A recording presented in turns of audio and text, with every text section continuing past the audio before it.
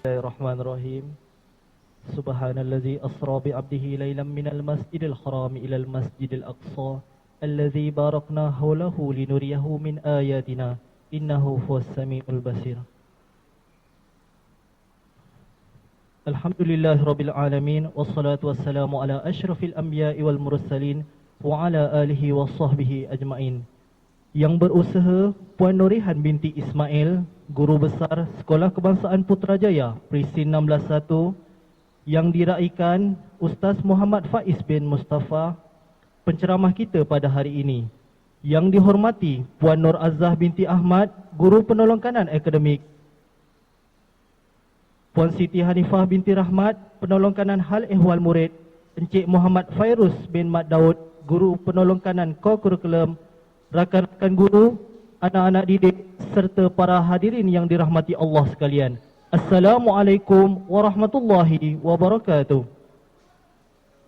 Hadirin dan hadirat sekalian, alhamdulillah bersyukur kita ke hadirat Ilahi dengan izin serta limpah rahmatnya. Maka pada pagi yang penuh berkah ini kita dapat berkumpul di sini. Tidak lain dan tidak bukan untuk menjayakan sambutan Isra' dan Mi'raj peringkat sekolah pada tahun ini. Buat pengetahuan semua, matlamat program ini diadakan adalah memberi pendedahan tentang sirah Rasulullah sallallahu alaihi wasallam yang berkaitan tentang peristiwa Isra' dan Mi'raj. Objektif majlis ini diadakan adalah menghayati perjalanan Rasulullah yang berlaku dalam satu malam yang penuh sejarah, mensyukuri kebesaran dan keagungan serta kemuliaan bulan Rajab, mengetahui dan menghayati peristiwa di sebalik ibadat penting bagi umat Islam. Sarung ketupat berisi inti dibawa budak sambil berdiri. Kehadiran semua sangat dihargai. Moga majlis bertambah seri. Sidang hadirin dan hadirat sekalian, tanpa melengahkan masa, marilah kita sama-sama mendengar dan menghayati ceramah Isra' dan Mi'raj yang akan disampaikan oleh yang berbahagia Ustaz penceramah. Sebelum kita menyambut beliau, izinkan saya berkongsi biodata penceramah kita pada hari ini.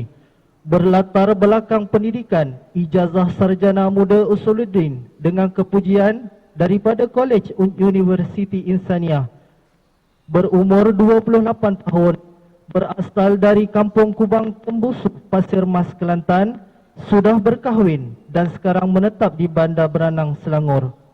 Majlis dengan penuh azim mempersilakan Al-Fadhil Ustaz Muhammad Faiz bin Mustafa, penceramah jemputan kita pada hari ini. Dipersilakan.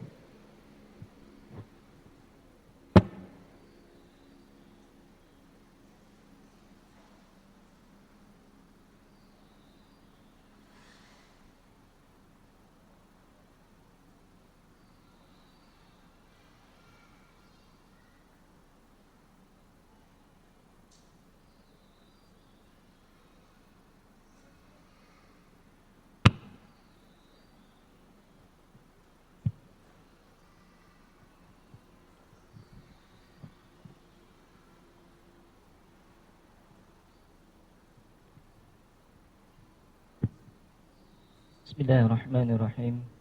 Assalamualaikum warahmatullahi wabarakatuh.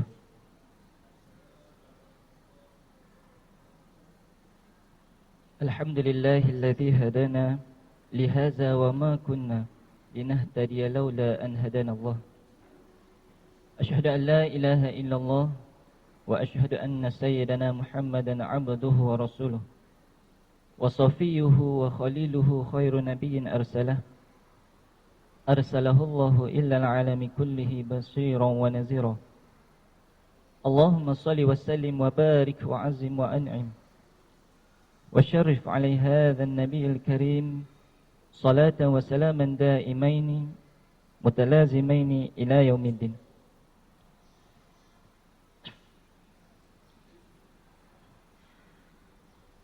ولا حول ولا قوة إلا بالله العلي العظيم ولا حول ولا قوة إلا بالله العلي العظيم ولا حول ولا قوة إلا بالله العلي العظيم. أما بعد, boleh saya ke depan sikit boleh tak?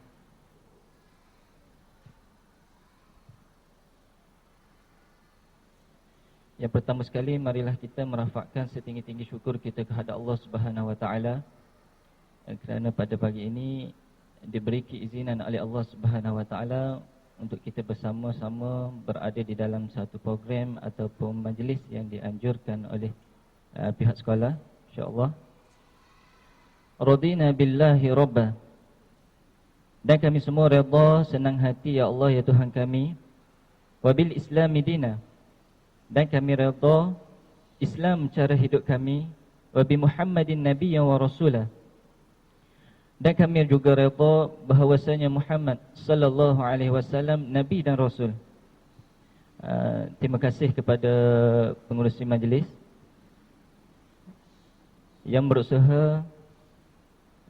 Lagi saya hormati Puan Norihan binti Ismail selaku guru besar SKPP 16. Yang dihormati Puan Nur Azah binti Ahmad, penolong kanan akademik. Puan Siti Hanifah binti Rahmat, PKM. Dan Cik Muhammad Fairuz bin Mak Daud, PKKO. Dan juga guru-guru dan juga pelaksana, murid-murid yang dirahmati Allah Subhanahu Wa Taala sekalian. Alhamdulillah. InsyaAllah hari ini kita akan berkongsi lah, lebih kepada perkongsian. Kalau nak kata ceramah, dia tak ada bawa buku ni, dia tak ada bawa buku. Kita lebih kepada perkongsian. InsyaAllah kita cuba sampai mana yang mampu pada hari ini, insyaAllah. Jadi yang dikasihi Allah Subhanahu Wa Taala sekalian, alhamdulillah atas nikmat iman dan Islam. Bayangkan pada hari ini manusia, pada hari ini kesemuanya 7 bilion manusia pada hari ini. Contohlah, bayangkan manusia pada hari ini 7 bilion. Islam cuma 2 sahaja. Islam cuma 2 sahaja. Lagi 5 bilion, 5 bilion tu masuk ke neraka Allah Subhanahu Wa Taala selama-lamanya. Api neraka ni dia panah. Api neraka ni dia panah, tempat bakar. Bila panah, bila mana panah, jadi orang yang berada di dalam neraka tersebut, dia nak keluar daripada gaung. Sebab api neraka ni bentuk dia bergaung, sifat dia bergaung. Lagi bawah lagi panah, lagi bawah lagi panah. Tu bentuk neraka. Jadi bila dibakar 24 jam, 24 jam dibakar oleh Allah Subhanahu Wa Taala, yamutu fiha wa la yahya.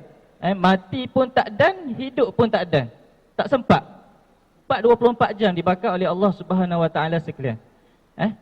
Jadi Allah Taala cerita, Allah Taala cerita penduduk neraka ni, ahli neraka ni tiap-tiap hari dia lompat, dia macam apa?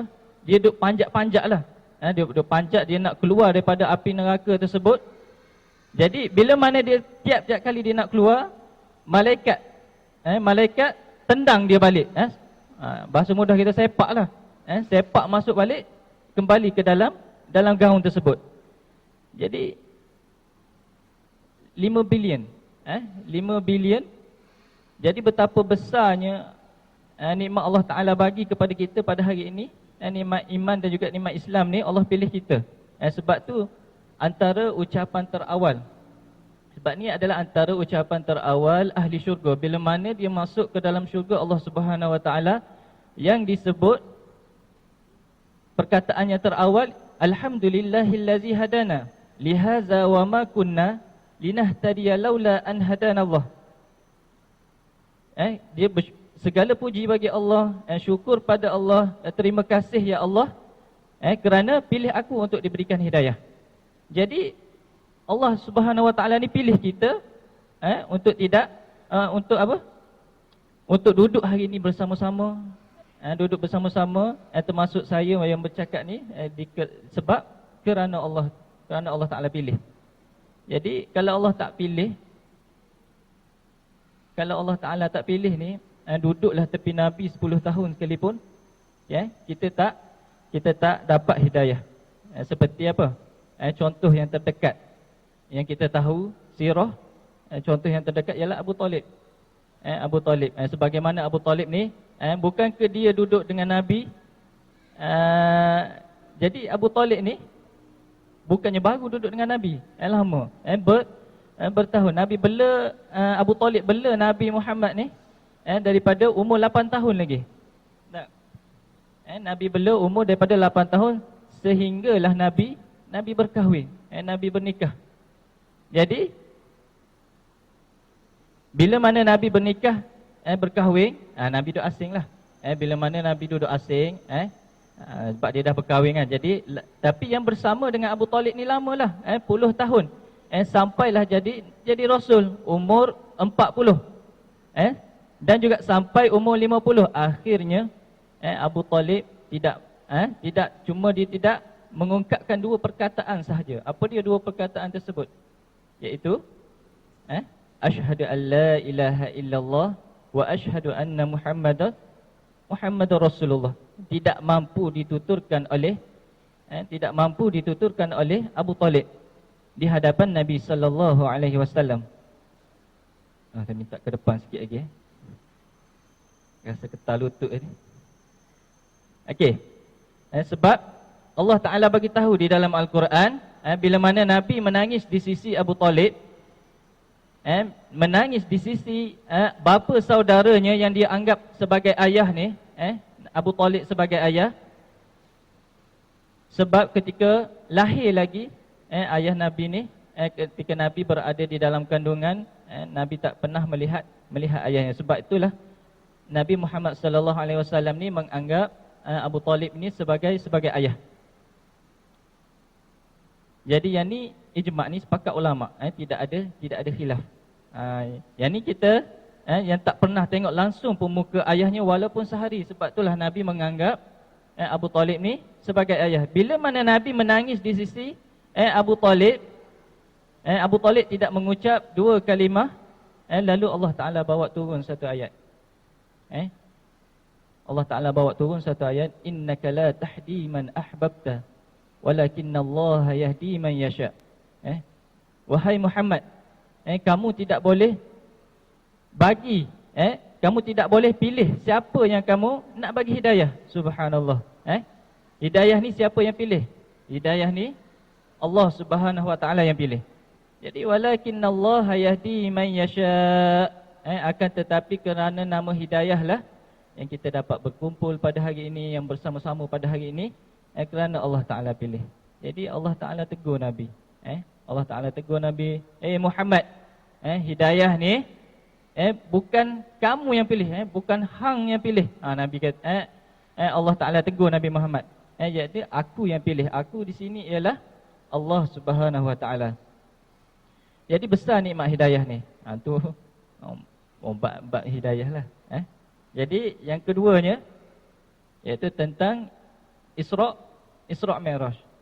Jadi hari ni tajuk Isra' Mi'raj kan.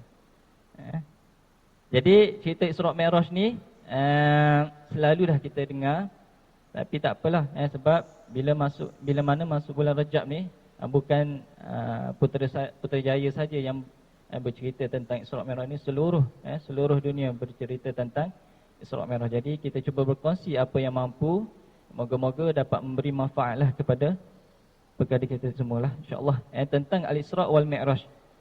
Al-Isra' wal Mi'raj iaitu dua perkataan. Dua perkataan menunjukkan kepada dua peristiwa. Dua perkataan menunjukkan kepada dua peristiwa, tapi berlaku pada malam yang sama. Jadi ini maklumat yang pertama yang kita duk sebut, yang kita selalu bercakap tentang Isra' Mi'raj ni. Isra' Mi'raj ni adalah dua perkara, dua peristiwa yang berlaku pada malam yang sama. Jadi Isra' peristiwa pertama, dan juga Mi'raj peristiwa yang kedua. Jadi ini maklumat yang pertama. Maklumat yang kedua, Isra' Mi'raj ni berlakunya bila? Berlaku bila? Kita pun balik tengok sirah. Kita tengok sirah.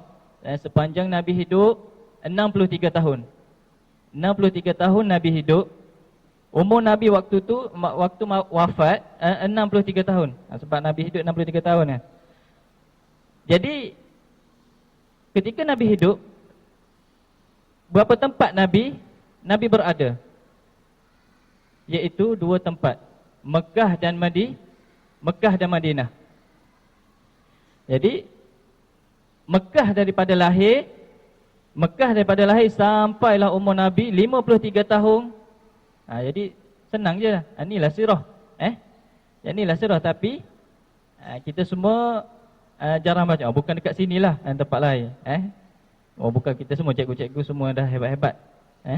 Jadi kita kurang baca sirah, bukan tak baca, kurang baca sirah. Jadi macam mana kita nak timbul rasa sayang kita pada Nabi SAW.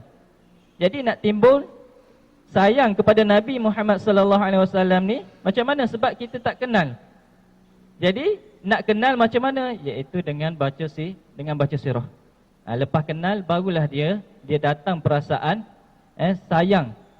Sayang, timbul perasaan sayang, barulah teringat kepada kerinduan kepada Rasulullah sallallahu alaihi wasallam. Barulah boleh faham bila mana orang sebut mahabbatu Rasulillah. Sayang Nabi, cinta Nabi, rindu Nabi, barulah dia faham. Kalau tak kenal, rasa sayang tu nak datang macam mana tak? Kalau tak ada perasaan sayang tersebut. Jadi apa perkara yang kita sayang tu, contoh kereta tu kita sayang lah sebab kita kenal lah. Sebab tu kita boleh tukar sport rim apa semua, sebab kita kenal. Jadi berbalik pada yang tadi, 63 tahun daripada Nabi lahir sampai umur 53 tahun. Daripada lahir sampai Nabi umur 53 tahun, Nabi berada di Mekah. Dan 53 sehinggalah 63 tahun Nabi berada di Madinah. Habislah. Habis. Jadi bila kita dengar sesuatu peristiwa, kita boleh tanya, Nabi ni berlaku sesuatu benda tu Mekah ataupun Madinah? Mekah ataupun Madinah? Contoh orang sebut perang Badar ke, perang Uhud ke, Mekah ke Madinah? Jadi bila orang boleh tanya sesuatu soalan macam tu, bermakna dia ada asas ataupun maklumat tentang sirah ni. Jadi sebab itulah dia boleh tanya. Nabi 53 tahun daripada lahir sampai umur 53 tahun Nabi berada di Mekah. Dan kemudian 10 tahun Nabi berada di Madinah, 63 tahun. Jadi Isra' Mi'raj ni berlakunya di Mekah. Isra' Mi'raj ini berlaku di Mekah, iaitu sebelum Nabi hijrah. Yang ni maklumat yang kedua. Berlakunya Isra' Mi'raj ialah sebelum Nabi hijrah. Jadi yang seterusnya, semua ibadat disyariatkan banyak di Madinah. Contoh seperti apa? Puasa Allah Ta'ala syariatkan di Madinah. Zakat di Madinah, haji di Madinah, banyaklah di Madinah yang Allah Ta'ala. Jadi yang Allah Ta'ala syariatkan. Solat ni di mana? Yang kita duk solat sekarang ni, iaitu pada yang di Mekah. Allah Ta'ala syariatkan solat ni di Mekah. Jadi bila? Iaitu dalam peristiwa Isra' dan Mi'raj, yang kita nak cerita pada hari inilah. Jadi guru-guru, murid-murid yang dirahmati Allah Subhanahu Wa Taala sekalian. Jadi Isra' Mi'raj, inilah maklumat, barulah kita nampak. Jadi yang kita duk bercakap tentang Isra' Mi'raj selama ni, rupanya Isra' Mi'raj ni sebelum Nabi hijrah. Sebelum Nabi hijrah. Bulan berapa itu khilaf, pendapat ramai sangat. Jadi kita tak perlu sebut. Yang penting kita yakin bahawasanya Isra' Mi'raj ni berlaku sebelum Nabi hijrah. Yang tu ijma' ulama, sepakat ulama. Ijma' sepakat ulama lah. Tak ada khilaf. Isra' Mi'raj ni berlaku di Mekah, dan Isra' Mi'raj sebelum Nabi hijrah. Jadi selesai. Jadi yang seterusnya, Isra' Mi'raj ni dekat Nabi nak hijrah. Berapa bulan tu tak kira lah. Beberapa bulan, tapi dekat Nabi nak hijrah. Yang ni sepakat ataupun kebanyakan ulama'nya sebut begitu. Isra' Mi'raj ni adalah mukjizat kedua terbesar Nabi Muhammad sallallahu alaihi wasallam.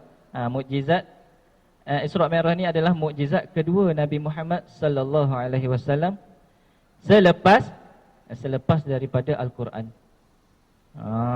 Jadi mukjizat Nabi ni ada hampir 1000 mukjizat Nabi sallallahu alaihi wasallam. Orang Kedah apa? Tu dia. Tu dia banyak. Jadi tak boleh boleh bagi kerja rumah kata. Anak-anak murid yang dirahmati Allah Subhanahu taala, balik ni ataupun malam ni ke sebelum tidur catat dulu.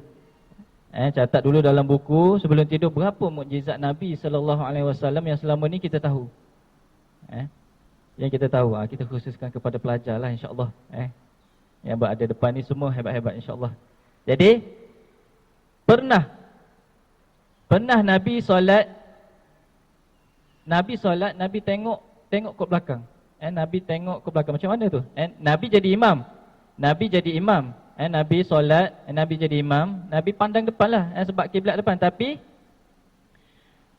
antara mukjizat Rasulullah sallallahu alaihi wasallam ni, dua mata Nabi sallallahu alaihi wasallam duduk di sini, duduk di belakang. Duduk di belakang. Sahabat tak nampak. Sahabat tu tak nampak lah dua ketul mata dekat belakang tu. Tapi Rasulullah boleh tengok belakang, boleh pandang, boleh pandang ke belakang. Yang ni seolah-olah Nabi boleh kalih ke belakang, boleh tengok ke arah belakang. Jadi ni antara mukjizat Nabi yang kita tak pernah dengar, tapi mukjizat ni sahih. Hadis ni sahih. Tu antara mukjizat Nabi. Jadi kita sebut satu dia dahulu, supaya orang kata apa, rasa geram. Banyak lagi rupanya mukjizat Nabi yang kita tak tahu. Lepas ni dia carilah buku. Jadi mukjizat paling besar ialah Al-Quran. Yang ni boleh buat tajuk ceramah, iaitu Al-Quran mukjizat terbesar. Yang ni kena panggil orang lain lah. Yang ni tak apa. Jadi mukjizat kedua terbesar Rasulullah sallallahu alaihi wasallam ialah Isra' Mi'raj. Jadi semua yang saya cerita ni mukadimah saja. Mukadimah saja. Saya ambil sikit-sikit saja. Kalau nak cerita semua sekali tak cukup masa kot. Untuk Isra' Mi'raj ni banyak. Jadi kita ambil sikit-sikit saja yang boleh yang menginsafkan diri kita sajalah kita cerita ni insya-Allah.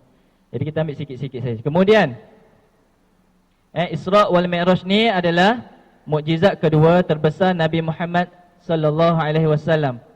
Dan Isra' Mi'raj ni dia berlaku selepas peristiwa dia macam ni. Nabi duduk di Mekah jadi rasul selama 13 tahun. 13 tahun Nabi berada di Mekah. Jadi rasul di Madinah 10 tahun. Yang tu saya tambah sikit, bagi dalam sikit. Jadi semua sekali Nabi menjadi rasul selama Nabi jadi rasul 23 tahun.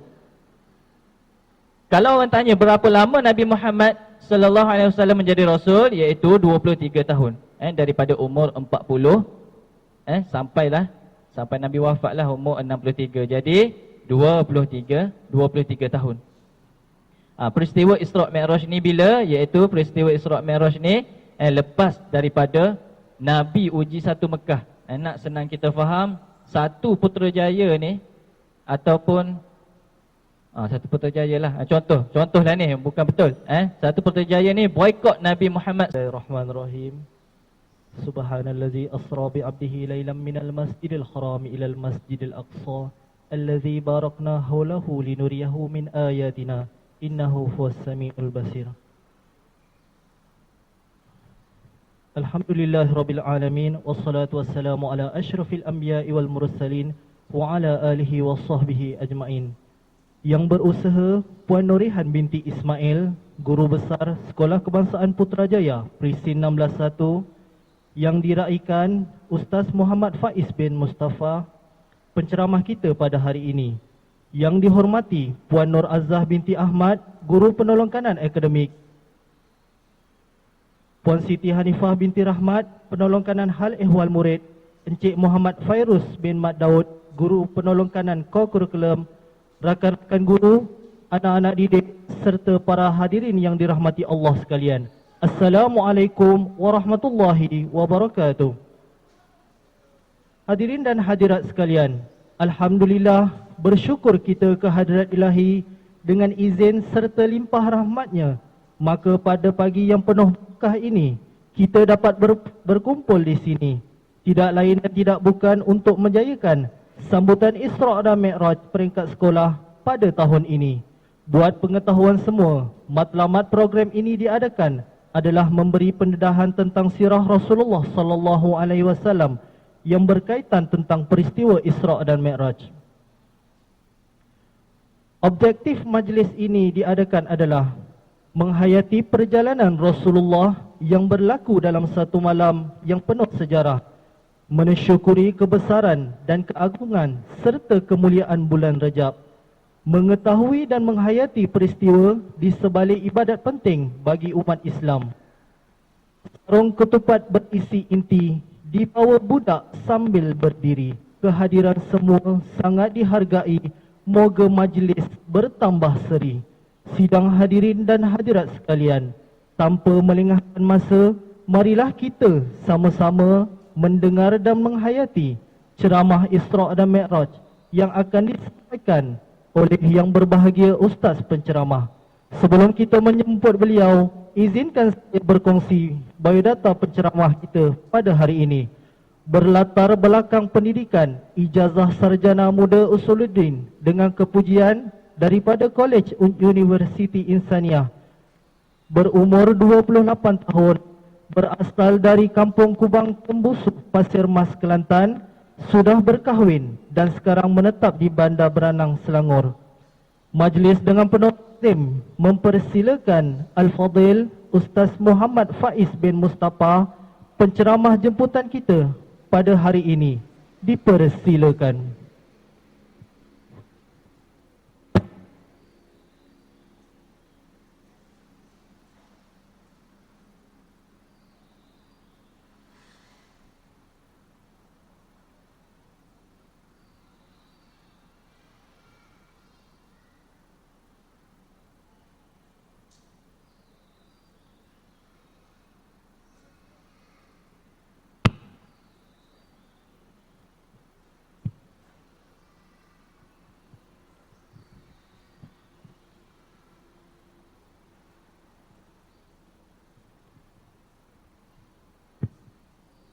Bismillahirrahmanirrahim. Assalamualaikum warahmatullahi wabarakatuh.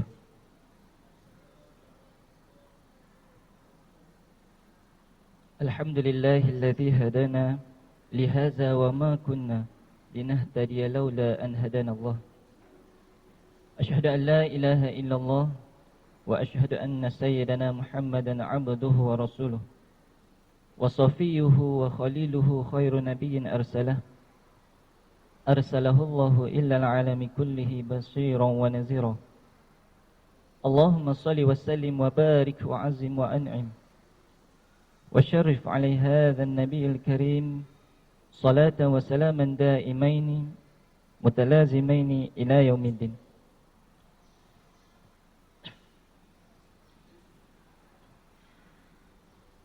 ولا حول ولا قوة إلا بالله العلي العظيم ولا حول ولا قوة إلا بالله العلي العظيم ولا حول ولا قوة إلا بالله العلي العظيم. أما بعد, boleh saya ke depan sikit boleh tak?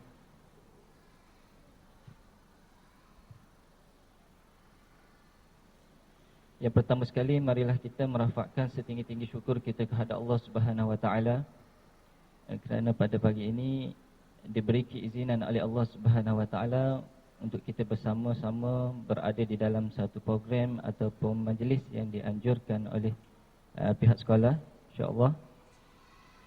Radina billahi rabba. Dan kami semua redha, senang hati ya Allah ya Tuhan kami. Wa bil islami dina. Dan kami redha Islam cara hidup kami. wa bi Muhammadin nabiyyan wa rasula. Dan kami juga redha bahawasanya Muhammad sallallahu alaihi wasallam nabi dan rasul. Terima kasih kepada pengurusi majlis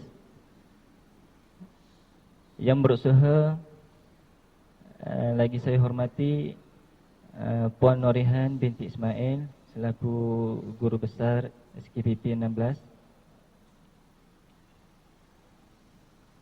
Yang dihormati Puan Nur Azah binti Ahmad, penolong kanan akademik. Puan Siti Hanifah binti Rahmat, PKM. Dan Cik Muhammad Fairuz bin Mak Daud, PKKO. Dan juga guru-guru dan juga pelaksana, murid-murid yang dirahmati Allah Subhanahu Wa Taala sekalian. Alhamdulillah. InsyaAllah hari ini kita akan berkongsilah, lebih kepada perkongsian. Kalau nak kata ceramah, dia tak ada bawa buku ni, dia tak ada bawa buku. Kita lebih kepada perkongsian. InsyaAllah kita cuba sampai mana yang mampu pada hari ini, insyaAllah. Jadi yang dikasihi Allah Subhanahu Wa Taala sekalian, alhamdulillah atas nikmat iman dan Islam. Bayangkan pada hari ini manusia, pada hari ini kesemuanya 7 bilion manusia pada hari ini. Contohlah, bayangkan manusia pada hari ini 7 bilion. Islam cuma 2 sahaja. Islam cuma 2 sahaja. Lagi 5 bilion, 5 bilion tu masuk ke neraka Allah Subhanahu Wa Taala selama-lamanya.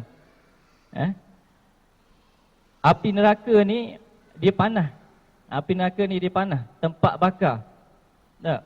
Bila panah, bila mana panah, jadi orang yang berada di dalam neraka tersebut, dia nak keluar daripada gaung. Sebab api neraka ni bentuk dia bergaung, sifat dia bergaung. Lagi bawah lagi panah, lagi bawah lagi panah. Tu bentuk neraka. Jadi bila dibakar 24 jam, 24 jam dibakar oleh Allah Subhanahu Wa Taala, yamutu fiha wala yahya. Mati pun tak dan, hidup pun tak dan. Tak sempat. 24 jam dibakar oleh Allah Subhanahu Wa Taala sekalian.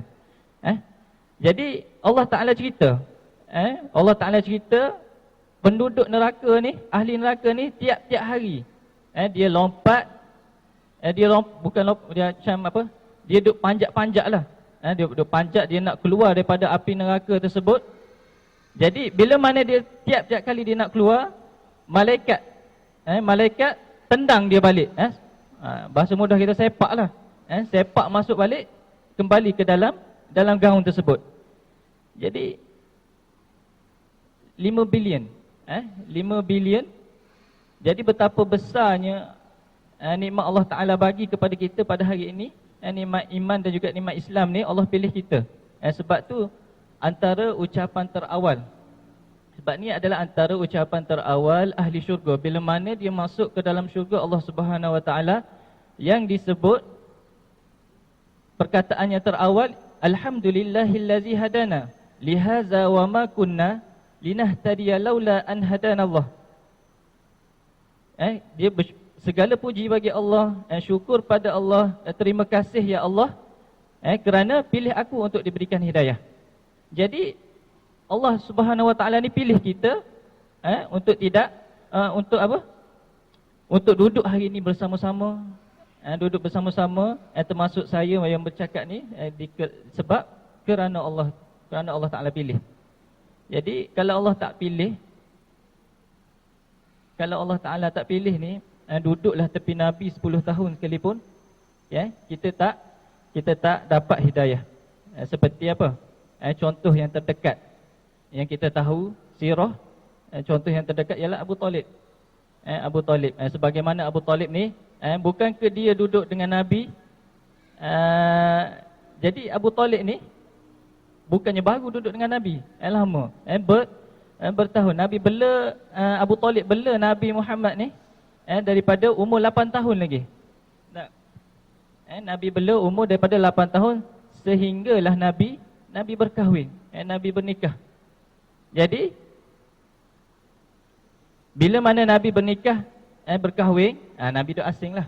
Bila mana Nabi duduk asing, sebab dia dah berkahwin kan. Jadi, tapi yang bersama dengan Abu Talib ni lamalah, puluh tahun. Sampailah jadi Rasul, umur 40. Dan juga sampai umur 50. Akhirnya, Abu Talib tidak cuma dia tidak mengungkapkan dua perkataan sahaja. Apa dia dua perkataan tersebut? Iaitu, asyhadu an la ilaha illallah wa asyhadu anna Muhammadar Rasulullah. Tidak mampu dituturkan oleh Abu Talib di hadapan Nabi sallallahu alaihi wasallam. Saya minta ke depan sikit lagi. Rasa ketal lutut ni. Okey. Sebab Allah Taala bagi tahu di dalam Al-Quran, bila mana Nabi menangis di sisi Abu Talib, menangis di sisi bapa saudaranya yang dia anggap sebagai ayah ni, Abu Talib sebagai ayah. Sebab ketika lahir lagi ayah Nabi ni, ketika Nabi berada di dalam kandungan, Nabi tak pernah melihat ayahnya. Sebab itulah Nabi Muhammad sallallahu alaihi wasallam ni menganggap Abu Talib ni sebagai ayah. Jadi yang ni ijma' ni sepakat ulama, tidak ada khilaf. Yang ni kita yang tak pernah tengok langsung pun muka ayahnya walaupun sehari. Sebab itulah Nabi menganggap Abu Talib ni sebagai ayah. Bila mana Nabi menangis di sisi Abu Talib tidak mengucap dua kalimah, lalu Allah Ta'ala bawa turun satu ayat. Allah Ta'ala bawa turun satu ayat, innaka la tahdi man ahbabta walakinnallaha yahdi man yasha. Wahai Muhammad, kamu tidak boleh kamu tidak boleh pilih siapa yang kamu nak bagi hidayah. Subhanallah. Hidayah ni siapa yang pilih? Hidayah ni Allah Subhanahu wa taala yang pilih. Jadi walakinnallaha yahdi man yasha. Akan tetapi kerana nama hidayah lah yang kita dapat berkumpul pada hari ini, yang bersama-sama pada hari ini, kerana Allah Taala pilih. Jadi Allah Taala tegur Nabi. Allah Taala tegur Nabi, Muhammad, hidayah ni bukan kamu yang pilih, bukan hang yang pilih. Nabi kata, Allah Taala tegur Nabi Muhammad. Jadi aku yang pilih. Aku di sini ialah Allah Subhanahu wa taala. Jadi besar nikmat hidayah ni. Tu bab hidayah lah. Jadi yang keduanya iaitu tentang Isra' Mi'raj. Jadi hari ni tajuk Isra' Mi'raj kan.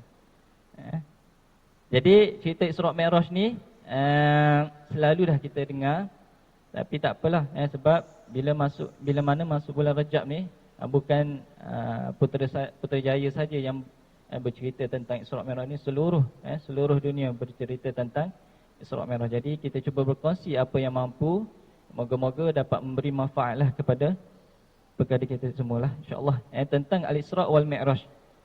Al-Isra' wal Mi'raj iaitu dua perkataan. Dua perkataan menunjukkan kepada dua peristiwa.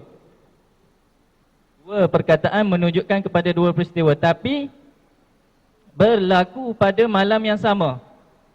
Jadi ini maklumat yang pertama yang kita duk sebut, yang kita selalu bercakap tentang Isra' Mi'raj ni. Isra' Mi'raj ni adalah dua perkara, dua ataupun dua peristiwa yang berlaku pada malam yang sama. Jadi Isra' peristiwa pertama dan juga Mi'raj peristiwa yang kedua. Jadi ini maklumat yang pertama. Maklumat yang kedua, Isra' Mi'raj ni berlakunya bila? Berlaku bila? Kita pun balik tengok sirah. Kita tengok sirah sepanjang Nabi hidup 63 tahun. 63 tahun Nabi hidup. Umur Nabi waktu wafat 63 tahun. Sebab Nabi hidup 63 tahun kan. Jadi ketika Nabi hidup, berapa tempat Nabi berada? Iaitu dua tempat, Mekah dan Madinah. Jadi Mekah daripada lahir sampailah umur Nabi 53 tahun. Jadi senang je lah. Inilah sirah. Inilah sirah, tapi Kita semua jarang baca. Bukan dekat sinilah, tempat lain. Bukan kita semua, cikgu-cikgu semua dah hebat-hebat. Jadi kita kurang baca sirah, bukan tak baca, kurang baca sirah. Jadi macam mana kita nak timbul rasa sayang kita pada Nabi sallallahu alaihi wasallam? Jadi nak timbul sayang kepada Nabi Muhammad sallallahu alaihi wasallam ni macam mana? Sebab kita tak kenal. Jadi nak kenal macam mana? Iaitu dengan baca sirah. Lepas kenal barulah dia datang perasaan sayang. Sayang, timbul perasaan sayang, barulah teringat kepada kerinduan kepada Rasulullah sallallahu alaihi wasallam. Barulah boleh faham bila mana orang sebut mahabbatu Rasulillah. Sayang Nabi, cinta Nabi, rindu Nabi, barulah dia faham. Kalau tak kenal, rasa sayang tu nak datang macam mana tak? Kalau tak ada perasaan sayang tersebut. Jadi apa perkara yang kita sayang tu, contoh kereta tu kita sayang lah sebab kita kenal lah. Sebab tu kita boleh tukar sport rim apa semua, sebab kita kenal. Jadi berbalik pada yang tadi, 63 tahun daripada Nabi lahir sampai umur 53 tahun, daripada lahir sampai Nabi umur 53 tahun Nabi berada di Mekah. Dan 53 sehinggalah 63 tahun Nabi berada di Madinah. Habislah. Habis. Jadi bila kita dengar sesuatu peristiwa, kita boleh tanya, Nabi ni berlaku sesuatu benda tu Mekah ataupun Madinah? Mekah ataupun Madinah? Contoh orang sebut perang Badar ke, perang Uhud ke, Mekah ke Madinah? Jadi bila orang boleh tanya sesuatu soalan macam tu, bermakna dia ada asas ataupun maklumat tentang sirah ni. Jadi sebab itulah dia boleh tanya. Nabi 53 tahun daripada lahir sampai umur 53 tahun Nabi berada di Mekah. Dan kemudian 10 tahun Nabi berada di Madinah, 63 tahun. Jadi Isra' Mi'raj ni berlakunya di Mekah. Isra' Mi'raj ini berlaku di Mekah, iaitu sebelum Nabi hijrah. Yang ni maklumat yang kedua. Berlakunya Isra' Mi'raj ialah sebelum Nabi hijrah. Jadi yang seterusnya, semua ibadat disyariatkan banyak di Madinah. Contoh seperti apa? Puasa Allah Ta'ala syariatkan di Madinah. Zakat di Madinah, haji di Madinah, banyaklah di Madinah. Yang Allah Ta'ala, jadi yang Allah Ta'ala syariatkan solat ni di mana? Yang kita duk solat sekarang ni, iaitu pada yang di Mekah. Allah Ta'ala syariatkan solat ni di Mekah. Jadi bila? Iaitu dalam peristiwa Isra' dan Mi'raj. Yang kita nak cerita pada hari inilah. Jadi guru-guru, murid-murid yang dirahmati Allah Subhanahu Wa Taala sekalian. Jadi Isra' Mi'raj.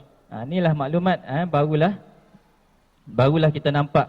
Jadi yang kita duk bercakap tentang Isra' Mi'raj selama ni, rupanya Isra' Mi'raj ni sebelum Nabi hijrah. Sebelum Nabi hijrah. Bulan berapa itu khilaf. Pendapat ramai sangat, jadi kita tak perlu sebut. Yang penting kita yakin bahawasanya Isra' Mi'raj ni berlaku sebelum Nabi hijrah. Yang tu ijma' ulama', sepakat ulama'. Ijma' sepakat ulama' lah. Tak ada khilaf. Isra' Mi'raj ni berlaku di Mekah, dan Isra' Mi'raj sebelum Nabi hijrah. Jadi selesai. Jadi yang seterusnya, Isra' Mi'raj ni dekat Nabi nak hijrah. Berapa bulan tu tak kira lah. Beberapa bulan, tapi dekat Nabi nak hijrah. Yang ni sepakat ataupun kebanyakan ulama'nya sebut begitu. Isra' Mi'raj ni adalah mukjizat kedua terbesar Nabi Muhammad sallallahu alaihi wasallam. Mukjizat Isra' Mi'raj ni adalah mukjizat kedua Nabi Muhammad sallallahu alaihi wasallam selepas daripada Al-Quran. Jadi mukjizat Nabi ni ada hampir 1000 mukjizat Nabi sallallahu alaihi wasallam. Orang Kedah apa? Tu dia. Tu dia banyak. Jadi tak boleh apa? Boleh bagi kerja rumah kata. Anak-anak murid yang dirahmati Allah Subhanahu Wa Taala, balik ni ataupun malam ni ke sebelum tidur catat dulu. Catat dulu dalam buku sebelum tidur berapa mukjizat Nabi sallallahu alaihi wasallam yang selama ni kita tahu. Yang kita tahu, kita khususkan kepada pelajar lah insya-Allah. Yang berada depan ni semua hebat-hebat insya-Allah. Jadi pernah Nabi solat, Nabi tengok ke belakang. Nabi tengok ke belakang macam mana tu? Nabi jadi imam. Nabi solat, Nabi jadi imam, Nabi pandang depan lah sebab kiblat depan. Tapi antara mukjizat Rasulullah sallallahu alaihi wasallam ni, dua mata Nabi sallallahu alaihi wasallam duduk di sini, duduk di belakang. Duduk di belakang. Sahabat tak nampak. Sahabat tu tak nampak lah dua ketul mata dekat belakang tu. Tapi Rasulullah boleh tengok belakang, boleh pandang, boleh pandang ke belakang. Jadi seolah-olah Nabi boleh kalih ke belakang, boleh tengok ke arah belakang. Jadi ni antara mukjizat Nabi yang kita tak pernah dengar, tapi mukjizat ni sahih. Hadis ni sahih. Tu antara mukjizat Nabi. Jadi kita sebut satu je dahulu, supaya orang kata apa, rasa geram. Banyak lagi rupanya mukjizat Nabi yang kita tak tahu. Lepas ni dia carilah buku. Jadi mukjizat paling besar ialah Al-Quran. Yang ni boleh buat tajuk ceramah, iaitu Al-Quran mukjizat terbesar. Yang ni kena panggil orang lain lah. Yang ni tak apa. Jadi mukjizat kedua terbesar Rasulullah sallallahu alaihi wasallam ialah Isra' Mi'raj. Jadi semua yang saya cerita ni mukadimah saja. Mukadimah saja. Saya ambil sikit-sikit saja. Kalau nak cerita semua sekali tak cukup masa kot. Untuk Isra' Mi'raj ni banyak. Jadi kita ambil sikit-sikit saja yang boleh apa, yang menginsafkan diri kita sajalah kita cerita ni insya-Allah. Jadi kita ambil sikit-sikit saja. Kemudian Isra' wal Mi'raj ni adalah mukjizat kedua terbesar Nabi Muhammad sallallahu alaihi wasallam. Dan Isra' Mi'raj ni dia berlaku selepas peristiwa dia macam ni. Nabi duduk di Mekah jadi rasul selama 13 tahun. 13 tahun Nabi berada di Mekah. Jadi rasul di Madinah 10 tahun. Yang tu saya tambah sikit, bagi dalam sikit. Jadi semua sekali Nabi menjadi rasul selama Nabi jadi rasul 23 tahun. Kalau orang tanya berapa lama Nabi Muhammad sallallahu alaihi wasallam menjadi rasul, iaitu 23 tahun.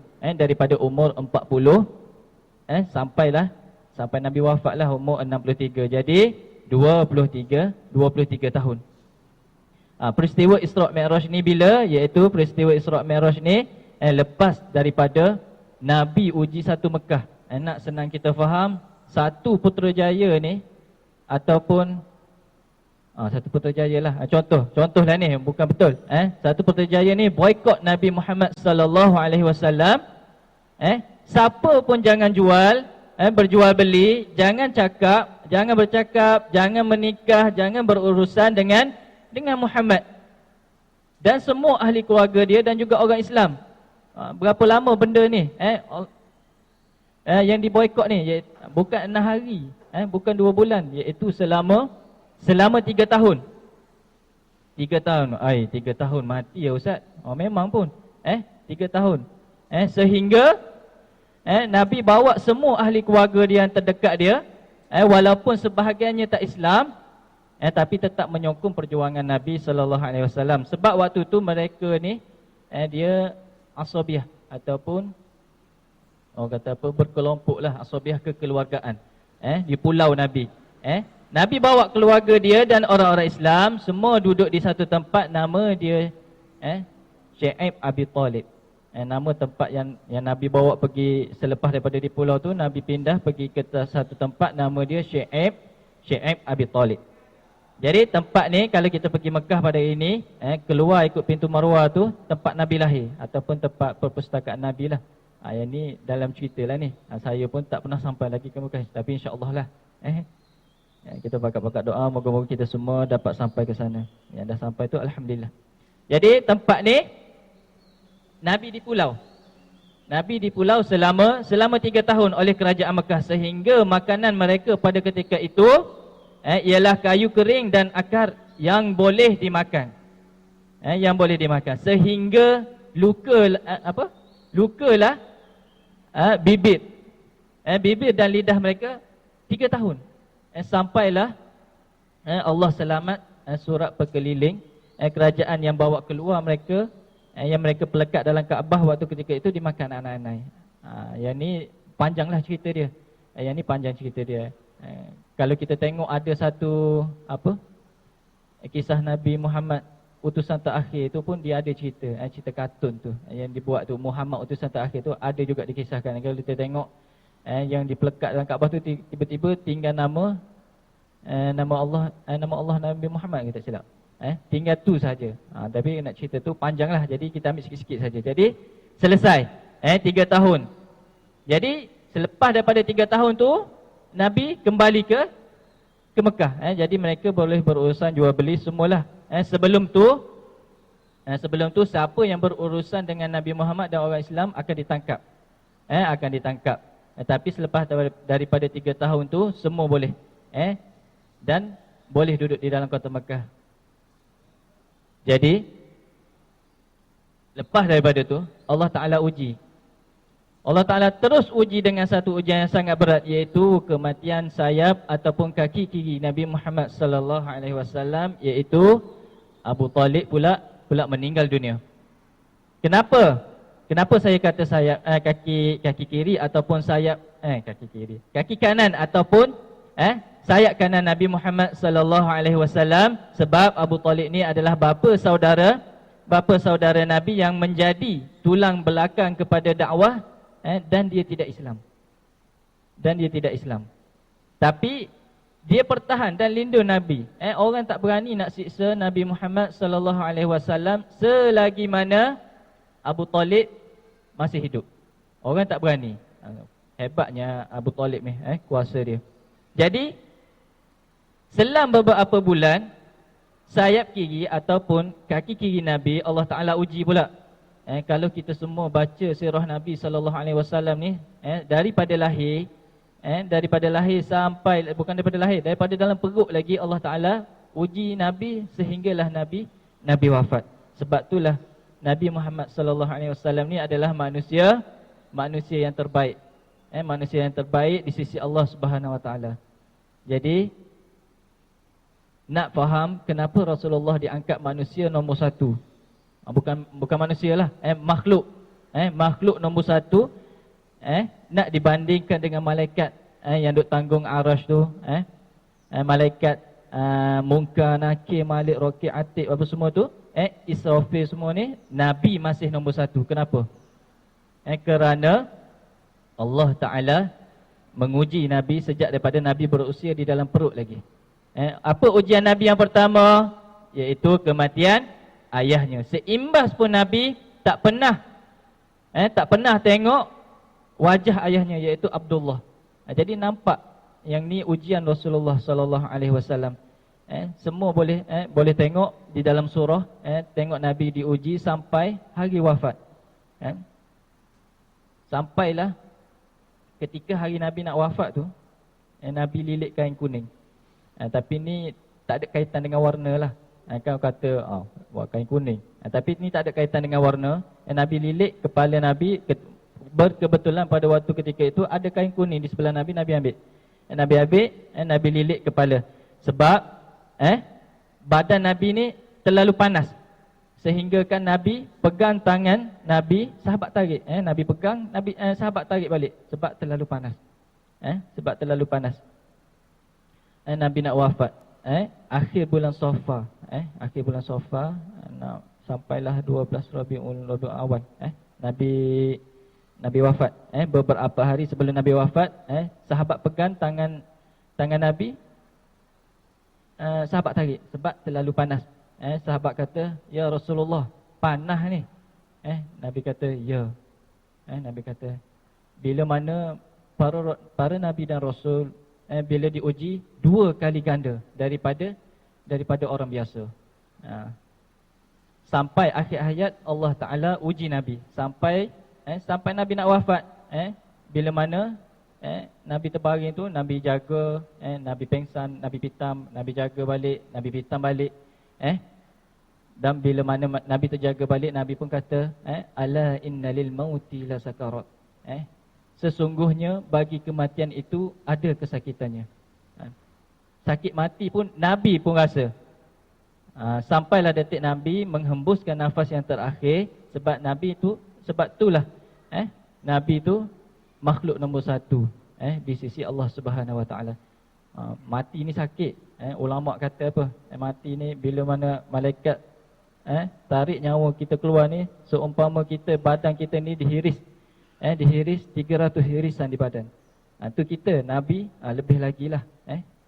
Jadi kemudian mati sayap kiri ataupun kaki kiri Nabi. Jadi siapa kaki kiri ataupun sayap kiri Nabi ni? Iaitu Sayyidatina Khadijah. Ni pun boleh buat tajuk ceramah juga. Tapi kena panggil orang lain pula lah. Jadi Sayyidatina Khadijah dalam syurga, presiden yang pertama di dalam syurga, nama dia Maryam bintu Imran. Timbalan presiden wanita syurga, nama dia Khadijah bintu Khuwailid radhiyallahu anhum. Saya sebut yang ni, saya sebut sikit-sikit saja. Jadi sepanjang Nabi berkahwin dengan Sayyidatina Khadijah ni, Allah tidak mengizinkan Nabi untuk berkahwin dengan orang lain. Jadi kerana mulianya Siti Khadijah. Nabi tak Khadijah ni perangai dia ataupun sifat dia ni, dia tak pernah berletih, tak pernah marah, tak pernah tak pernah angkat suara, tak pernah komen, tak pernah tarik muka dengan Nabi. Itulah Khadijah, seorang je. Tiap kali balik mesti ada depan Nabi sallallahu alaihi wasallam, iaitu Khadijah. Sebab itulah bila mana Nabi balik, ketika mana Nabi dapat wahyu yang pertama, ketika mana Nabi balik dapat wahyu yang pertama tu, Nabi balik dalam keadaan ketar-ketar, dalam keadaan takutlah. Tapi sampainya di hadapan rumah, orang yang pertama siapa dia yang ada, iaitu Khadijah. Khadijah buka pintu, lalu tengok dalam keadaan sedemikian, Khadijah ambil selimut, selimutkan Nabi Muhammad sallallahu alaihi wasallam. Siti Khadijah tak ada tanya pun, tidak ada tanya apa-apa pun. Tak tahu ni kenapa ni ketar-ketar ni, kena rasuk dekat hantu ke ni, kena sampuk ke apa ni? Tidak ada tanya. Siti Khadijah ni terus ambil selimut dan juga tidurkan Nabi.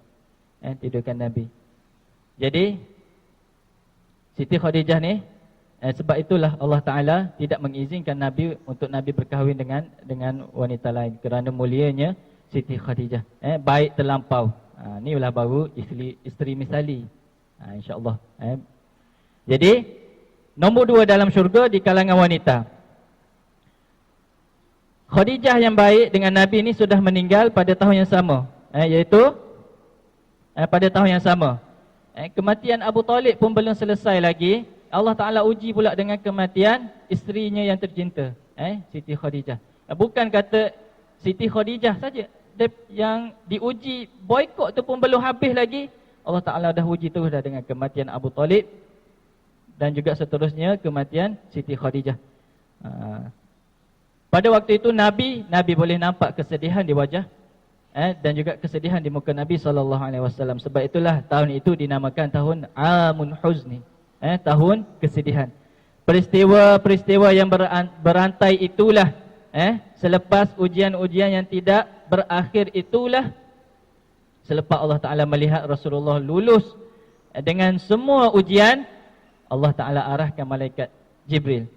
Wahai Jibril, undang Muhammad untuk naik perjalanan langit. Wahai Jibril, turun, undang Muhammad dengan satu undangan yang khusus merentasi perjalanan langit. Perjalanan itulah yang dinamakan Al-Isra' wal Mi'raj. Yang kita akan bercerita pada hari inilah. Itulah cerita dia. Allah nak pujuk hati Nabi. Allah nak pujuk hati Nabi. Allah nak tenangkan hati Nabi. Allah nak gembirakan Nabi SAW ni sebab Nabi tetap manusia biasa. Nabi ni tetap manusia biasa. Kenapa saya kata Nabi ni manusia biasa? Sebab Nabi ni tetap tidur, tetap lapar. Apa lagi? Tetap kenyang. Sebab Nabi ni manusia biasa. Nabi ni manusia biasa. Kalau orang pukul Nabi, kalau orang pukul Nabi ni berdarah ke ataupun kebal Nabi ni? Berdarah. Tetap berdarah. Nabi dalam perang Uhud berdarah daripada atas kepala sampailah bawah tapak kaki. Bawah tapak kaki. Tak kebal, manusia. Maksudnya kalau orang hina Nabi, Nabi akan kecil hati. Nabi akan kecil hati. Nabi akan terasa. Tapi Nabi tidak berdendam. Yang tu berbezalah dengan kita. Nabi tidak berdendam. Nabi tidak membalas kejahatan dengan kejahatan. Tu berbeza. Jadi bila semua ujian ni barulah berlakunya Isra' Mi'raj. Malaikat turun. Malaikat turun, malaikat Jibril ni bukan buat pertama kali malaikat Jibril ni turun. Malaikat Jibril ni dia turunkan wahyu iaitu Al-Quran 6236 ayat ni. Bukannya bawa turun orang kata apa? Seketul. Bukan satu Al-Quran 30 juz tu. Bukan seketul. Tapi jawapan dia tidak. Quran ni yang 6236 ayat ni turun selama 23 tahun. Yang ni cerita Al-Quran. Jadi saya tak cerita semualah. Jadi Quran ni turun selama 23 tahun kepada Nabi SAW. Jadi siapa yang bawa turun ni? Iaitu malaikat Jibril lah. Setiap kali malaikat Jibril bawa turun daripada atas langit, bawa turun Al-Quran ni, daripada langit pertama, Allah Ta'ala arahkan malaikat Jibril ambil Al-Quran di Lauh Mahfuz. Semua sekali ambil di Lauh Mahfuz. Waktu dilantik Nabi dilantik menjadi Rasul umur 40, Allah Ta'ala arahkan malaikat Jibril pergi ke Lauh Mahfuz. Ambil Al-Quran tu semua sekali tu 6236 ayat. 6236 ayat. Jibril pun pergilah ambil, bawa turun ke mana? Jibril bawa turun ke langit dunia. Langit ni dia ada 7 lapis. Semuanya ada 7 lapis. Jadi kejap lagi kita akan naik ke langit. Kejap lagi kita akan naik ke langit. Saya akan bawa semua untuk naik perjalanan langit, melepasi langit ke-7. Saya akan bawa semua. Tapi bawa dengan jalan ceritalah, dengan cara cerita. Jadi insya-Allah. Jadi Allah Ta'ala arah Jibril ambil di Lauh Mahfuz seketul 114 buah surah bersamaan 6236 ayat tadi. Bawa pergi ke mana? Iaitu ke langit dunia. Daripada langit dunia selama 23 tahun Quran diturunkan sikit-sikit. Kadang-kadang banyak mana dia bawa turun ni? Kadang-kadang ada 8 ayat, ada satu surah. Ada kadang-kadang 15 ayat. Itu contohlah. Itu contoh. Al-Quran diturunkan selama 23 tahun kepada Nabi Muhammad sallallahu alaihi wasallam. Jadi berbalik yang tadi, malaikat Jibril turun 1000 kali. Setiap kali malaikat Jibril turun daripada atas langit, dia dengan tubuh yang asal dia itulah, yang ada 600 sayap tu. Jadi kalau dia kembang, tutup bumi. Tutup bumi kalau dia kembang, utara, selatan, barat ke timur. Jadi malaikat Jibril ni turun dari atas, turun dengan sifat dia itulah, dengan malaikat, tapi bila sampai ke bawah dia tukar menjadi orang. Yang ni hadis sahih. Yang ni hadis sahih. Dia turun ke langit pertama tu dengan sifat dia lah. Sifat dia itulah, bila turun ke bumi ni, dia bertukar menjadi orang. Yang ni hadis sahih. Yang ni bukan cerita Ultraman ni. Bukan cerita Ultraman ni. Bukan cerita apa? Marvel apa? Captain America apa semua tu lah. Yang ni hadis sahih. Bila mana malaikat Jibril turun, nak bawa turun wahyu, yang beribu kali ni, tiap kali turun, malaikat Jibril akan berupa sebagai seorang lelaki. Berupa sebagai orang lelaki. Semua malaikat ni boleh berupa dengan berupa manusia ke? Ya, boleh. Dengan rupa lelaki lah. Jadi Jibril lah yang paling kerap turun, sebab dia jumpa dengan Nabi. Rasulullah kata, aku pernah melihat malaikat Jibril dengan rupa asal dia tu 2 kali saja. Dengan rupa asal dia 2 kali. Jadi pada hari yang pertama Nabi menjadi Nabi, waktu itu umur 40. Betul lah.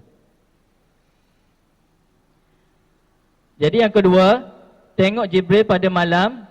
Nabi tengok Jibril pada malam Isra' Mi'raj. Malaikat Jibril tukar dia. Dia berubah. Malaikat Jibril berubah menjadi kembang-kembang, menjadi malaikat. Pada malam Isra' Mi'raj tersebut. Malaikat Jibril tu kembang badan dia tu berubah menjadi malaikat. Pada Isra' Mi'raj tu lah. Ni duk fikir macam-macam lah ni. Jadi sebab tengok movie banyak kan, jadi fikir macam-macam lah. Yang tu kecil je dalam TV tu, tapi yang ni besar. Jadi walaupun malaikat Jibril tu ketua kepada semua malaikat, tapi ada lagi malaikat lain yang lebih besar daripada malaikat Jibril. Yang ni ada malaikat lain tu berpuluh-puluh kali ganda besar daripada malaikat Jibril. Yang ni cerita malaikat. Yang ni tajuk lain malaikat. 2 jam untuk tajuk malaikat saja. Jadi malaikat Israfil yang tiup sangkakala ni. Malaikat Israfil yang tiup sangkakala ni, daripada telinga nak ke bahu. Sifat dia lah ni yang besar ni. Daripada telinga nak ke bahu 70 tahun perjalanan. Masya Allah, besar tak? Malaikat Jibril tu dah besar dah, tapi malaikat Israfil ni besar lagi. Daripada telinga nak pergi ke bahu saja 70 tahun perjalanan. Kita takat ni je, boleh ukur dengan jari kita ni. Takat ni. Tapi malaikat Israfil ni 70 tahun perjalanan. Daripada telinga nak ke bahu saja. Subhanallah. Jadi banyak yang kita tak tahu. Kalau kita tahu, barulah kita tunduk dan patuh di hadapan Allah Subhanahu Wa Taala, barulah kita insaf. Bila kita tahu sesuatu ilmu ni, kita akan rasa insaf. Kita rasa kosong je. Kita akan rasa kosong, kita akan rasa maha lemah, terduduk kita di hadapan Allah Subhanahu Wa Taala. Jadi kemudian malaikat Jibril dalam peristiwa Isra' Mi'raj ni, Isra' Mi'raj berlakunya malam. Subuh Nabi sampai ke Mekah balik. Yang ni lah sebab yang ramainya orang yang tak percaya kepada Nabi Muhammad sallallahu alaihi wasallam. Jadi subuh Nabi sampai ke Mekah balik. Tu dia laju. Dimensi masa ni berbeza, tak sama. Dimensi masa tak sama, berbeza. Kita sekarang berada di dunia ni 24 jam. 24 jam. Nanti bila kita berhimpun di mahsyar, satu hari daripada mahsyar ni bersamaan 1000 tahun dunia. Baru habis satu hari di mahsyar nanti. Hasbunallah wa ni'mal wakil. Waktu tu barulah berasa tidak ada apa hidup ni. Di dunia ni tidak ada apa-apa pun. Waktu tu barulah berasa rugi sungguh. Ketika di dunia ni tak tutup aurat, hidup dulu rugi sungguh. Yang 60 tahun ni sikit je. Rugi. Tak sembahyang, tak solat, barulah rasa menyesal. Duk berebut harta pusaka apa semua tu dengan adik-beradik. Jadi 60 tahun ni tidak ada apa pun. Nak berbandingkan dengan di akhirat nanti, di mahsyar nanti. Sebab itulah sehari di mahsyar, kira di mahsyar ni kita kira akhirat lah. Barzah belum kira akhirat lagi. Barzah ni alam yang keempat. Barzah ni alam yang keempat. Nombor 5 barulah alam akhirat, iaitu mahsyar. Mahsyar itulah dikira akhirat. Jadi apa maksud akhirat? Sehari berdiri di mahsyar sama dengan macam kita duduk di dunia ni 1000 tahun. 1000 tahun. Jadi apa yang kita rasa dengan 60 tahun tu? Sebab bila mana kita berdiri di mahsyar, kita pun tanya orang sebelah. Kita tanya orang sebelah, di mahsyar ni kan ramai. Kita pun tanya orang sebelah, kam tamkhus? Kam tamkhus? Berapa lama kita hidup? Orang sebelah pun kata, yaum ba'da yaum. Sehari ataupun setengah hari kot. Jadinya bila dia pandang hidup ke akhirat ni, di padang mahsyar tu dia nampak sehari ataupun sekejap hari saja di dunia tu. Jadi pakat duk sembang keliling kita di mahsyar tersebut, duk sama-sama dia lah, sebab kita pada mahsyar ni ramai sangat, tak tahu berapa bilangannya. Jadi tak berbaloi kita nak pulun dunia sangat ni, duk kejar dunia sangat. Jadi maka untuk menjadi orang yang cerdik, orang yang soleh, iaitu hanya mengejar akhirat, kejar akhirat. InsyaAllah kita cuba seimbangkan dunia dan akhirat. Sebab di syurga, semua yang kita tengok di dunia ni ada dalam syurga, bahkan lebih banyak. Yang ni tajuk lain lah, yang ni hakikat dunia.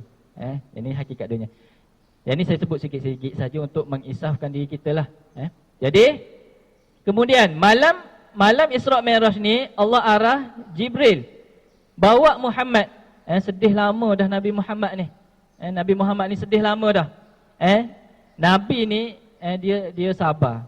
Sifat dia ni dia sabar Nabi ni. Satu hamba Allah yang taat kepada Allah, itu antara prinsip yang Nabi pegang. Yang mana kita semua ataupun saya sendiri yang tak boleh nak buat, iaitu Nabi membalas kejahatan dengan kebaikan. Yang ni siapa pun tak boleh nak buat. Jadi Allah Ta'ala arah Jibril, malaikat Jibril ni, Jibril turun pada malam itu.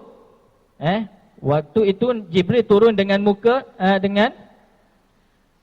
turun dengan inilah berubah menjadi orang lah, turun ke rumah Nabi Muhammad sallallahu alaihi wasallam di Mekah. Rumah Nabi ni dekat Marwah. Dekat Marwah. Siapa yang pernah pergi umrah tu dia tahulah rumah Nabi. Rumah Nabi dengan Siti Khadijah pada waktu ketika itu. Sebab isteri lain macam mana? Waktu tu Allah Ta'ala tak izinkan Nabi kahwin lain lagi. Sayyidina Khadijah ni lah, dengan Siti Khadijah ni lah. Jadi malam Isra' Mi'raj ni Nabi turun kat situ. Nabi turun di rumah Rasulullah sallallahu alaihi wasallam. Tu kalau kita pergi ke Mekah ataupun pergi ke umrah, kena cari mutawif yang arif tentang sirah. Kita boleh tahu mana tempat rumah Nabi apa semua tu. Jadi bila mana kita tahu sirah ni, kita pijak mana-mana bumi Mekah ataupun Madinah, kita akan berhenti lama. Kita akan berhenti lama sebab kita teringat dengan kisah Nabi dan juga sahabat.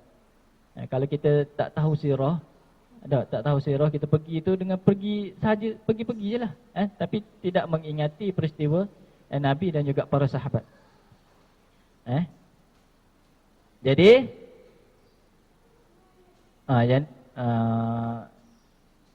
maka Jibril pun turun malam tu.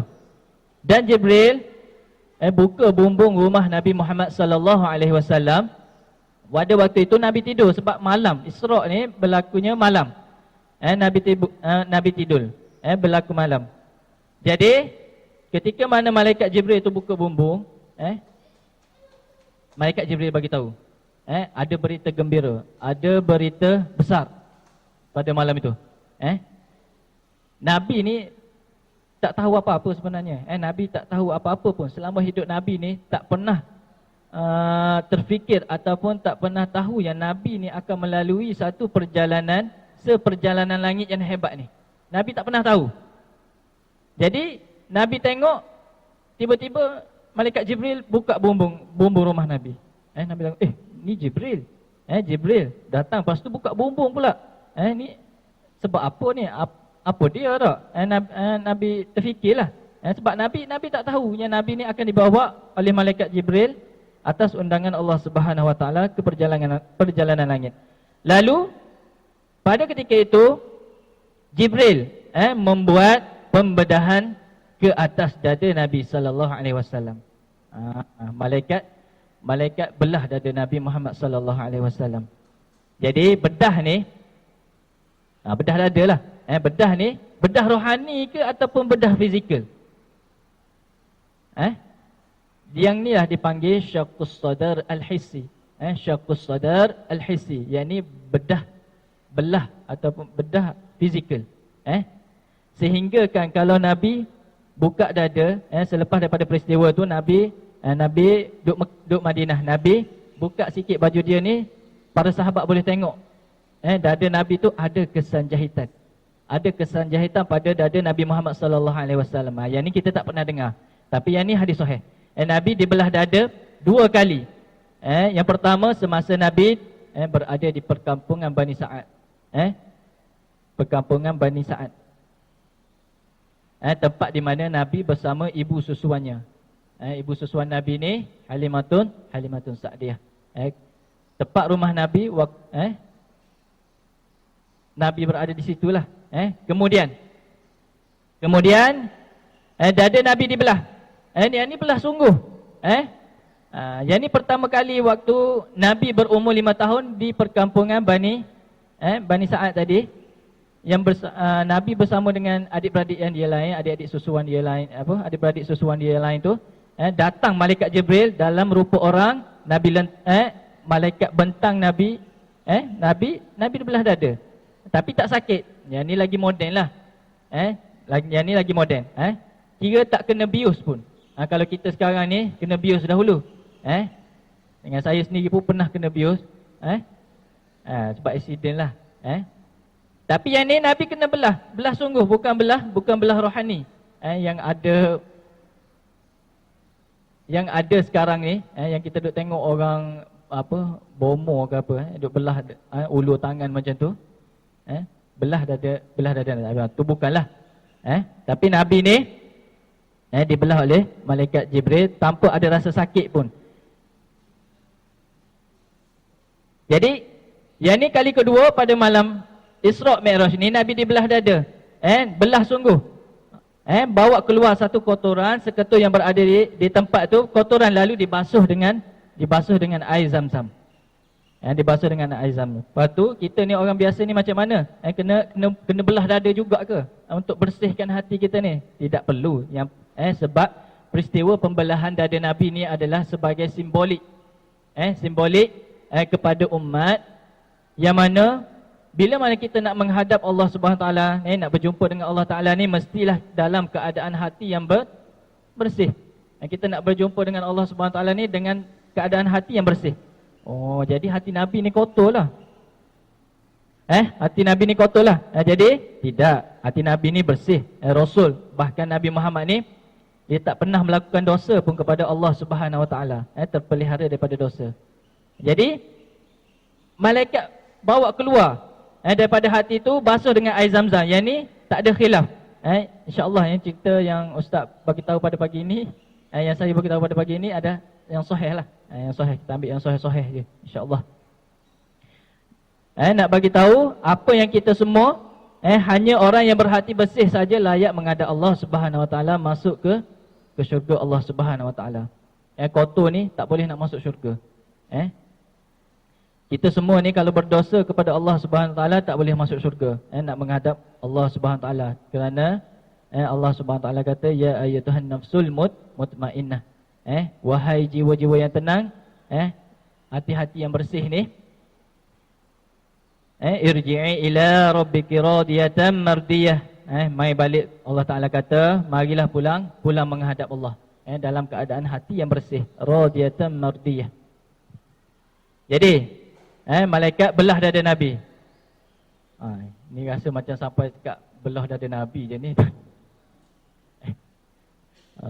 Okey. Tak apa, kita masa 5 minit lagi, kita beritahu setakat yang mampu je lah, insyaAllah. Tak sampai ke Sidratul Muntaha pun lagi. Tak apa. Jadi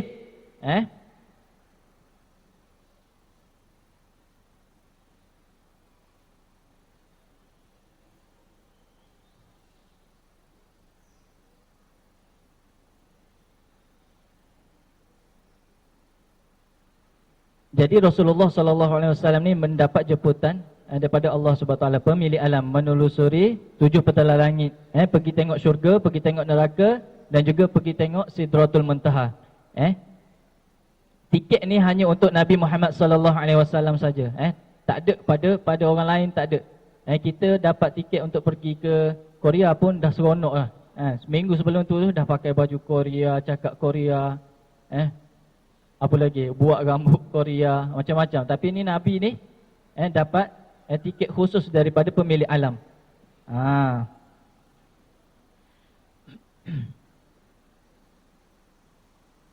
Jadi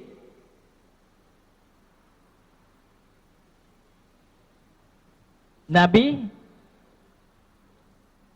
pergi itu untuk balik keesoknya, bukan dekat ni. Nabi balik, Nabi yang saya nak cerita ni, fa'utiya bi buruk. Yang ni hadis sahih, dekat Jibril bawa buruk. Buruk ni bukannya buruk oil, itu minyak.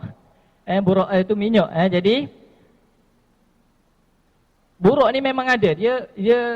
Dia adalah pengangkutan syurga, buruk ni. Dia seekor kuda yang ada sayap. Yang ni adalah pengangkutan syurga. Semua kita akan boleh tengok buruk ni di dalam syurga. Jadi kelajuan dia ni, buruk ni kelajuan dia sejauh mata memandang. Tengok daripada mana yang dia nampak, hujung sana, hujung sanalah yang dia sampai. Sejauh mata memandang. Sur'atuhu maddul basar. Nabi kata kelajuan dia sejauh mata yang memandang. Nabi kata buruk ni macam kuda. Dia kecil daripada kuda, besar daripada keledai. Yang ni binatang apa ni nama dia ni? Iaitu nama dia, binatang ni ialah disebut sebagai barol. Barol ni orang Arab kacuk kuda dengan keledai ni, keluarlah anak dia, nama ni barol. Barol ni kecil daripada kuda. Barol ni sederhana je. Yang Allah Ta'ala bawa turun ke bumi ni kecil lah. Sebab ahli syurga ni tinggi, 60 hasta. Penduduk syurga ni bila mana dia masuk syurga, Allah Ta'ala ubah semua jadi elok semua, jadi cantik semua. Jadi barol ni yang Allah Ta'ala bawa turun ni kecil. Nabi pun tengok buruk tu, buruk ni. Bila Jibril bawa turun buruk tu, Nabi nak naik. Kata Nabi SAW, bila mana aku nak naik, Syammus salburuk, dia melompat, tak bagi Nabi naik. Tak bagi Nabi naik.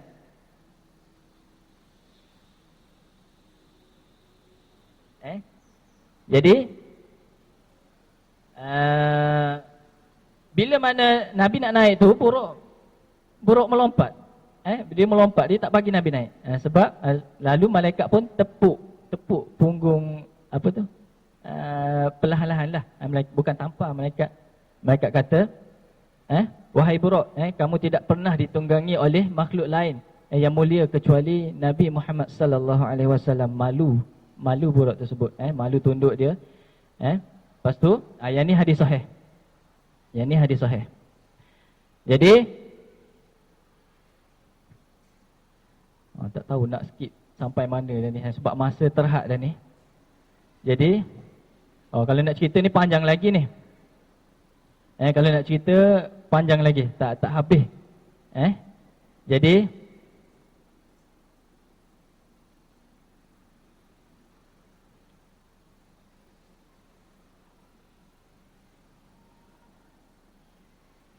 okey, yang terakhir lah. Yang terakhir, okey, kita ambil perjalanan Nabi, selepas daripada perjalanan Nabi pergi ke langit pertama, langit kedua, langit ketiga, langit keempat, langit kelima, langit keenam, Nabi berjumpa dengan Nabi-Nabi yang berada di langit-langit.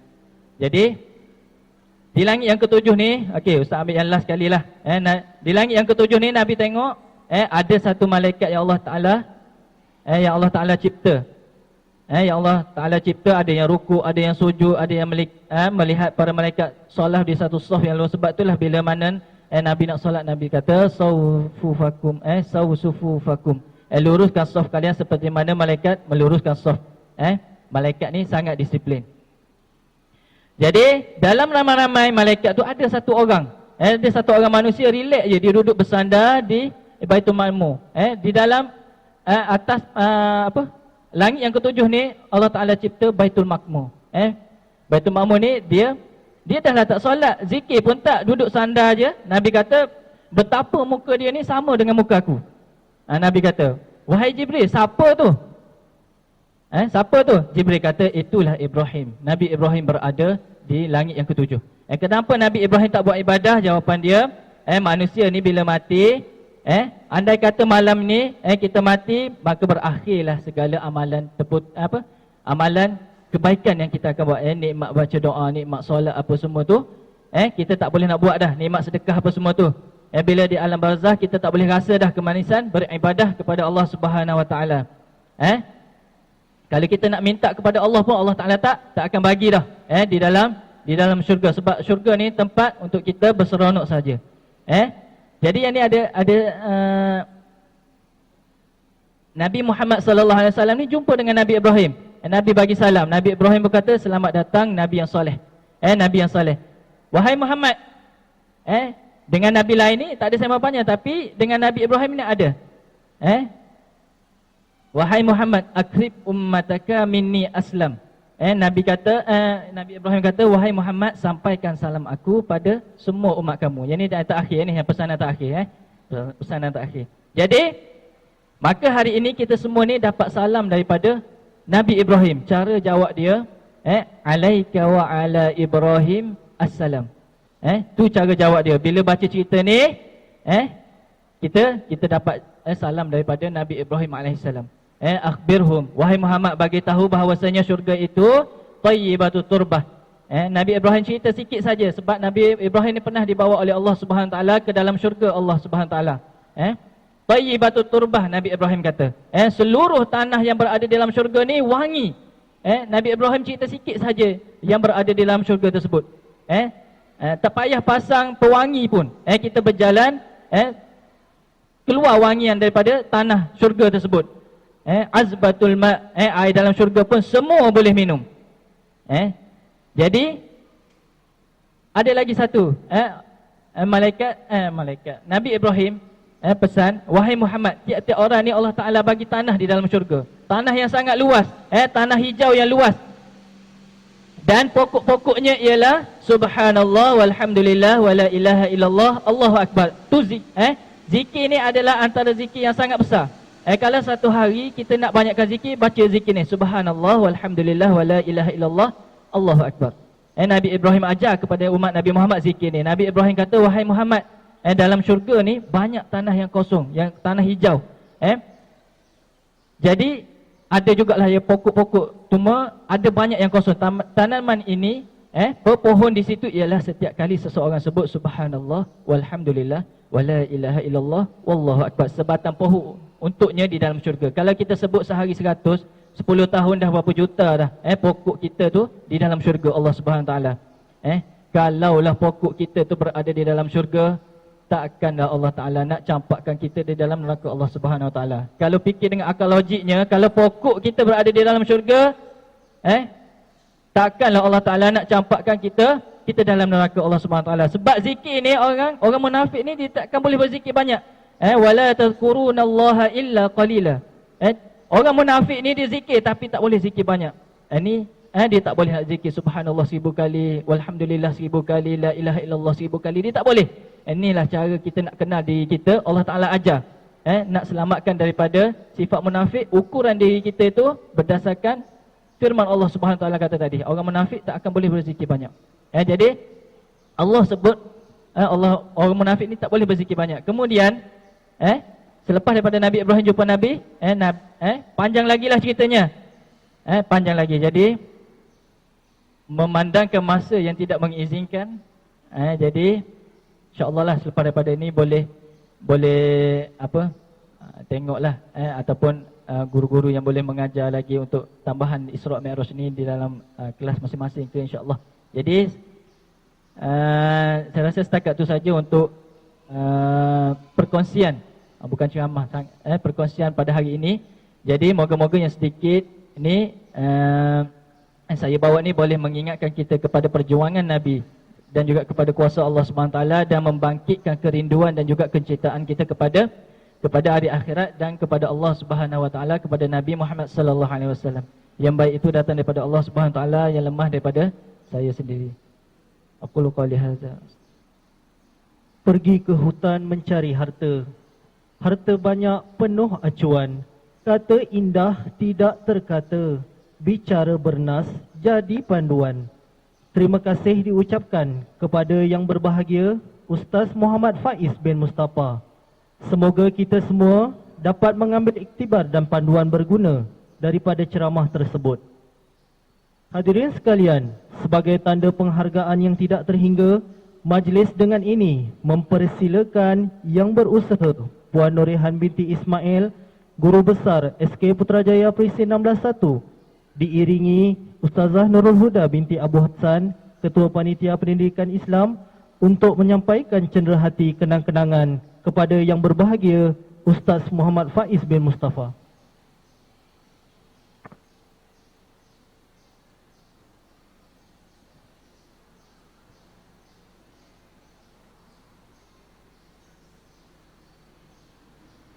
Majlis mengucapkan terima kasih kepada Puan Nurihan atas penyampaian cenderahati itu tadi. Para hadirin sekalian, kita telah pun berada di penghujung majlis. Pada kesempatan ini, saya mewakili Panitia Pendidikan Islam dan Bahasa Arab memohon ampun dan maaf seandainya terdapat sebarang kekurangan sepanjang majlis ini berlangsung. Sekali lagi, terima kasih yang tidak terhingga kepada yang berbahagia Ustaz Muhammad Faiz bin Mustafa kerana sudi melapangkan masa memeriahkan majlis. Terima kasih sekalung budi kepada semua yang terlibat secara langsung maupun tidak langsung dalam majlis yang penuh bermakna ini. Ditamatkan majlis yang indah berseri, menjunjung kasih, menjunjung budi, dengan mempersilakan yang berusaha Puan Guru Besar untuk mengiringi yang berbahagia Ustaz untuk ke bilik bunga raya untuk menikmati sedikit hidangan. Saya akhiri majlis dengan lafaz aqulu qawli hadza wa astaghfirullahal azim li wa lakum. Assalamualaikum warahmatullahi wabarakatuh.